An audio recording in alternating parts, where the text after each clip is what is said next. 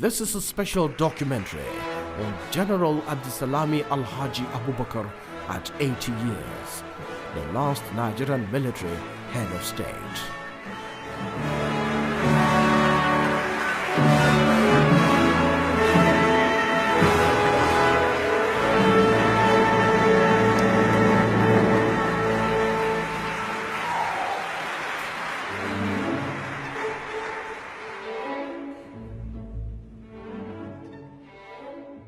Legend has it documented that the foundation of most nations with formidable might, strength, focus and direction were laid by the unrelenting hands of military generals. For instance, the United States will remember the doggedness of George Washington at the Declaration of Independence and Dwight Eisenhower for his gallantry in the Second World War. The British cannot forget the bravery of Winston Churchill in defending its lot during the Holocaust. The French still revere the code as made popular by Napoleon Bonaparte, and the Filipinos still have monuments erected for General Douglas MacArthur, the liberator of the East. These men have carved their names in the annals of time in serving God, king, and country. Nigeria's history is fraught with many tales of forbearance, determination, and bravery.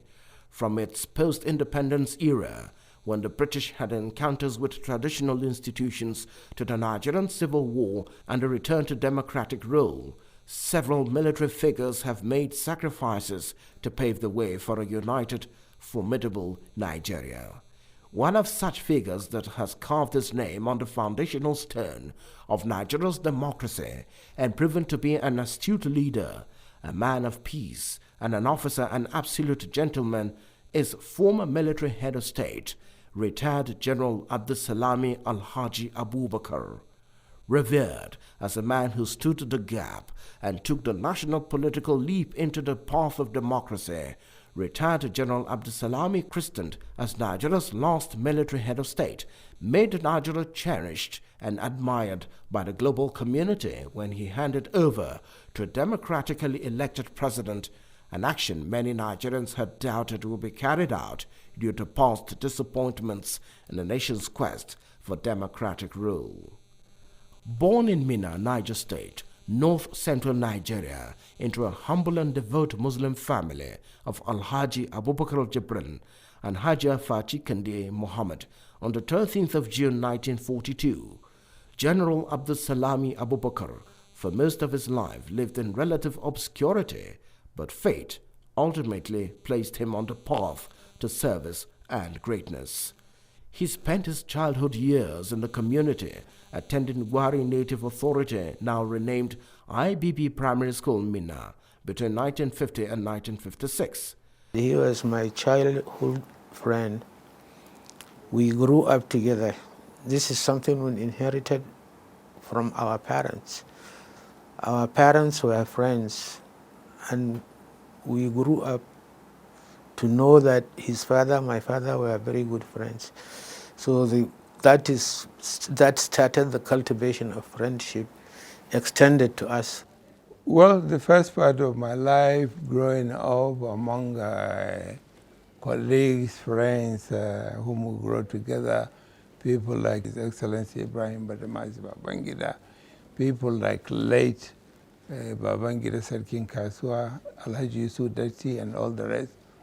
Of course, like any young man, we grew up together exploring our environment. From 1957 to 1962, he attended the famous Bidda Provincial Secondary School, now known as Government College Bidda, graduating from the most famous class the school has ever produced, with former Nigerian military president General Ibrahim Badamasi Babangida GCFR, Major Generals Garuba Duba, Gadunasko, and Muhammadu Magoro as some of his classmates.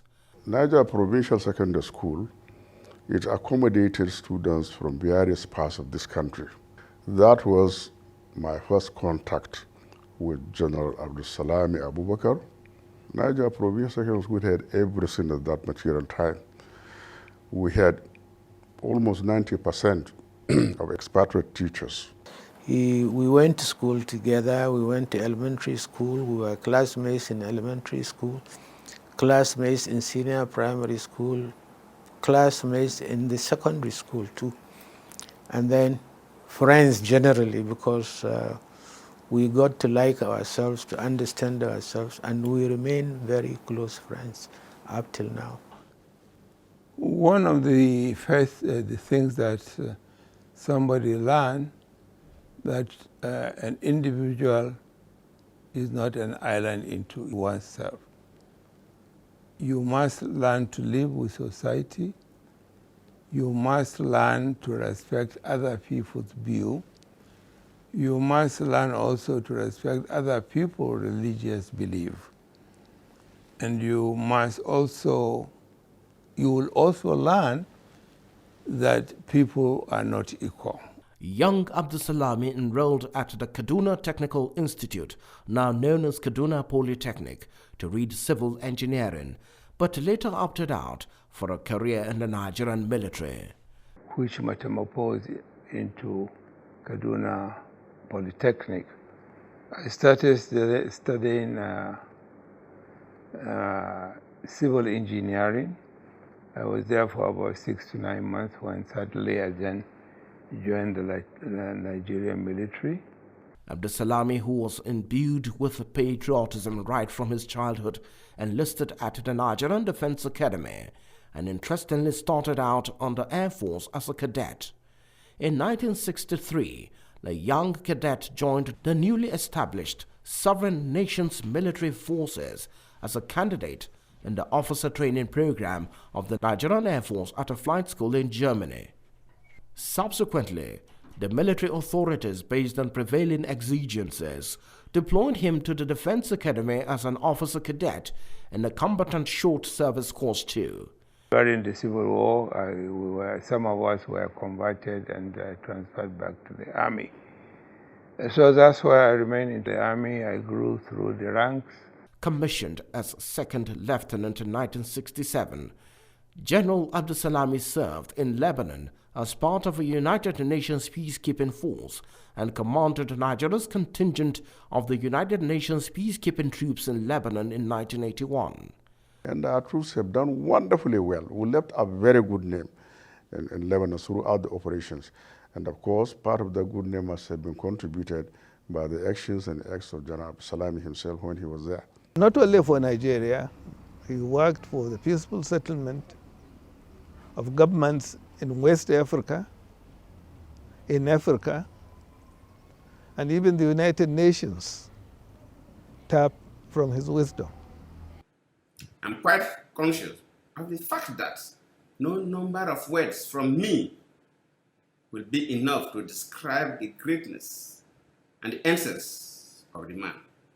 General Abdulsalami, a thoroughbred infantry officer and astute and committed officer, had a 36-year career in the Nigerian Army and rose to the rank of general in fortuitous circumstances in 1998.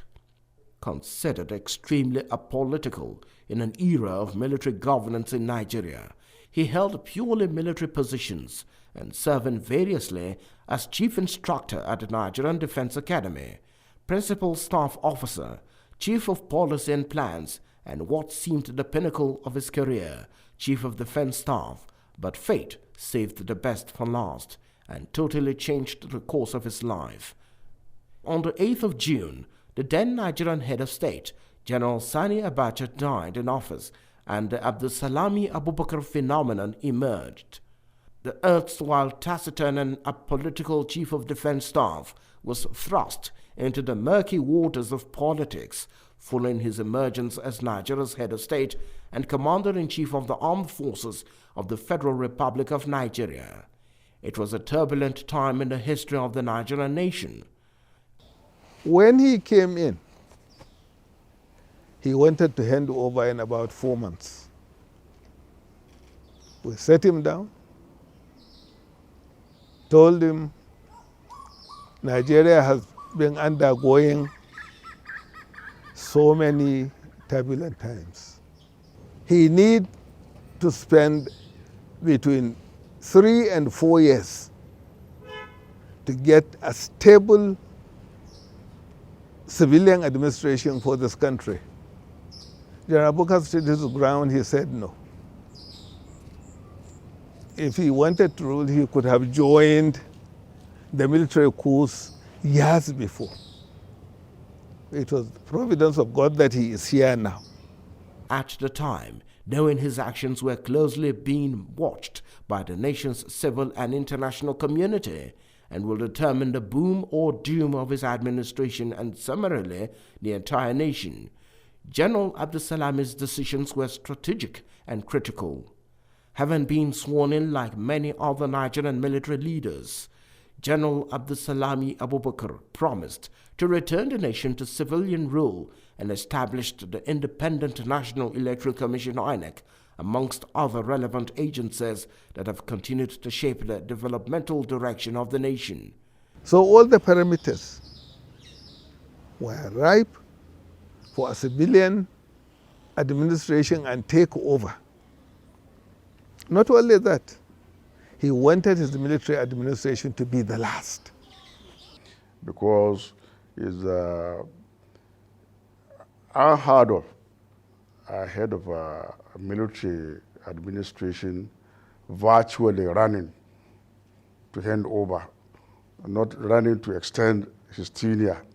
It has never been done anywhere, but he did it. People were more than amazed and surprised, but he did it and he succeeded. And that has earned him a very good reputation internationally. He equally dissolved the political parties the late head of state, General Sani Abacha, had established and went for multi-party elections. Under his leadership, Nigeria saw tremendous political arrangements, which is up till this time working. He did not do a shady job. He did a job that would benefit his country, Nigeria. And after leaving office, you can justify, you can testify. He is still apolitical. He is not interested in party politics. General Abdulsalami Abubakar has shown and continues to show that any society that will be wholesome, that will be harmonious, must have peace reigning in that community. As promised, presidential elections were held and General Olusegun Obasanjo was returned as winner. He also slated May 29, 1999 as the swearing-in date for the newly democratically elected President Olusegun Obasanjo.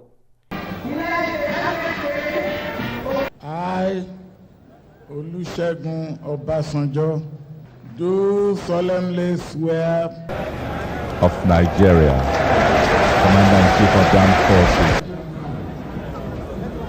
I think the fact that he successfully midwifed the transition to civilian rule, that was his crowning moment in his profession. As we celebrate a true leader in our continent, a visionary and an extraordinary man, I would like to applaud General on his role in ushering Nigeria into democracy. He left the power and has not looked back, which was unusual. In modesty and humility, General Abdulsalami subsequently returned to his country home, Minna, Niger State. I thank Allah subhanahu wa ta'ala who kept me this far. The good Lord has been very kind to me since childhood, up to the time I joined the military, and up to the time when the destiny brought me into the leadership of this country. I'm now a chairman, so you sit back and thank God and look at the life, how God has been kind To all of us, especially me, God has been very kind, and I'm thankful to him. Throughout his public career, General Abdulsalami Abubakar displayed strong personal qualities that were obviously the driving force behind his ultimate accomplishment. This singular action ensured that history will forever be kind to him and elevated General Abdulsalami Abubakar to the hallowed rank of great men who had played positive roles in building the nation. It was great, and this is all due to merit. He merited all the appointments he held during the public service. He was a very dedicated military officer, hardworking, and very, very loyal to the profession and to the nation. The world took notice of the efforts of General Abdulsalami Abubakar, both in and out of military service, and his feat has been celebrated around the world with recognitions, accolades, honors, and awards.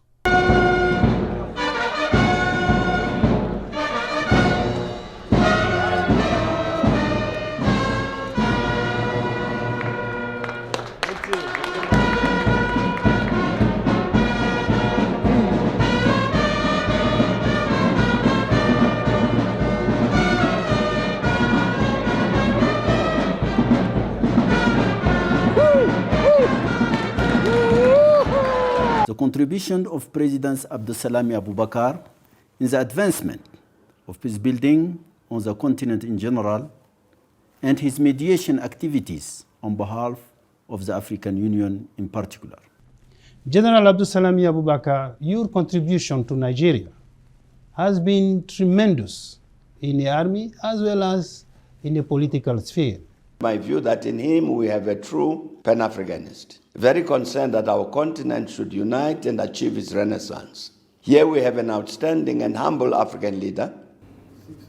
I therefore felicitate with General Abubakar for his relentless efforts in resolving conflicts and ensuring peaceful coexistence across Africa. An Institute for Peace and Sustainable Development Studies was established in Minna, Niger State, the Niger State capital, by the retired Nigerian Army General as a response to the need for innovative, effective and efficient Afrocentric conflict transformation and development methodologies. The institute was later renamed after the former head of state, General Abdulsalami Abubakar, GCFR, as the founder and initiator who has had first-hand experience of war, thereby knowing the value of peace. The impact cannot be measured. It's great because passing through that institute had a kind of opened my eyes to wider perspectives of conflict resolution. Taking cognizance of what is going on in this country, we need such a body, and then we need that kind of line of people who will sit up and stand up and reach out to those whom they think are involved in issues and sit down with them, discuss some things that are concerning the survival of this nation. In recognition of these efforts in fostering democracy, global peace and harmony, General Abdulsalami Abubakar is actively involved in peace-building processes in many African countries and beyond.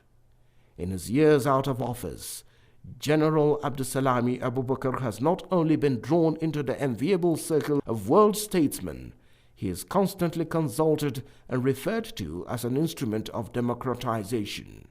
In the year 2000, he led the Commonwealth team to monitor parliamentary elections in Zimbabwe and was again in that country in 2002 in the same capacity, with much work placed on General Abdulsalami's credibility.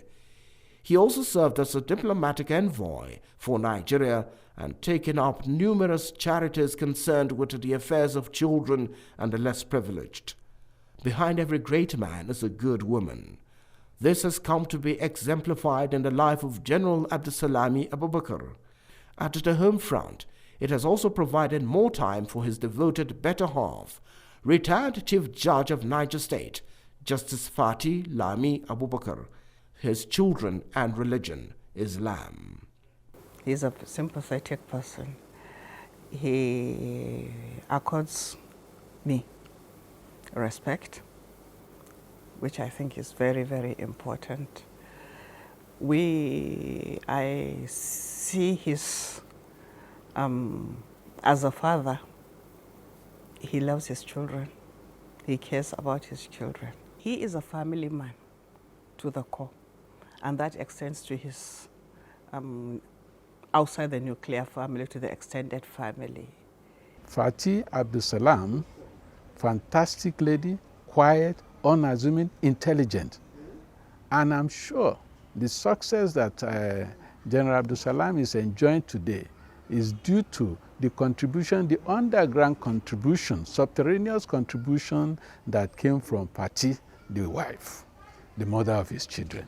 As I age up, I keep praying for the country, for the children, for Nigeria to remain peaceful and prosperous, so that our grandchildren and children unborn will now build upon what we have done and what you'll be doing.